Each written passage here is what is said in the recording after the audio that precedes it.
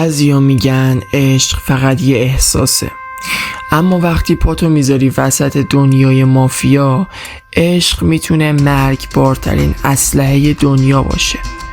اینجا قانون وجود نداره، فقط بقا، و اونی که بیشتر دروغ میگه بیشتر زنده میمونه. خوش اومدی به ساوینکس، دنیایی که توش زمان، احساس و خون. اشرف مردیه که همه ازش میترسن، ولی خودش از یه چیز بیشتر از مرگ میترسه، اونم احساسه. یه پادشاه بدون تاج که امپراتوریاشو با سکوت ساخت و با یه لبخندم از هم پاشید. رویا دختریه که اسمش آرومه ولی حضورش طوفان. وقتی مسیرش با اشرف یکی شد، مافیا معنی تازه‌ای پیدا کرد. این بار نبرد فقط برای قدرت نبود، بلکه برای قلب بود. بازی اشرف تک دقیقا همون چیزی که از یه پادشاه زیرزمینی انتظار داری. یه مرد با نگاهی که 1000 تا راز پشتشه و یه صدایی که از مرگ هم آروم تره.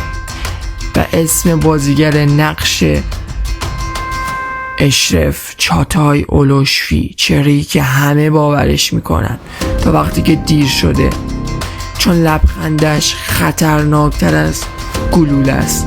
با هر قسمت یه راز جدید، یه خیانت تازه و یه قدم نزدیکتر به سقوط نزدیک میشه. فقط درباره مافیا نیست، درباره زمانه، درباره انتخابه، درباره مردی که میخواست گذشتهشو دفن کنه ولی آیندهش همون قبر شد، درباره زنی که اومد تا نجاتش بده ولی خودش هم غرق شد. چون توی دنیای مافیا نجات دادن یه نفر یعنی مرگ یه نفر دیگه.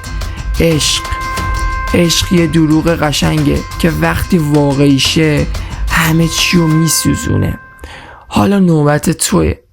اگه شما جای اشرف تک بودی، بین عشق و انتقام چیو انتخاب میکردی؟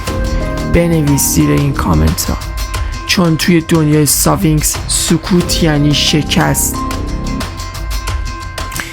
رفقا چنل رو تازه زدم، لطفاً سابسکرایب کنید، چون هر هفته ما تو دنیای قدم میذاریم که هیچ کس معصوم نیست و هر لبخند یه خیانته. امیدوارم حال دلتون خوش باشه.